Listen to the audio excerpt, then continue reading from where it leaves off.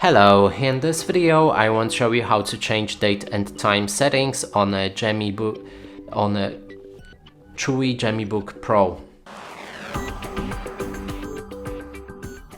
To do this, we'll need to click on the start and go to the settings. Inside, select the time and the language, date and time, and right here we'll be able to enable or disable set time automatically. When it's off, then you'll be able to change date and time manually with the change button, which appears right here. But I recommend to leave it on to prevent any network problems and otherwise problems on your laptop. There's also option to adjust for daylight saving time automatically that you can activate or deactivate. Time zone options that you can change right here with this list. And you can also set your time zone automatically, just like that.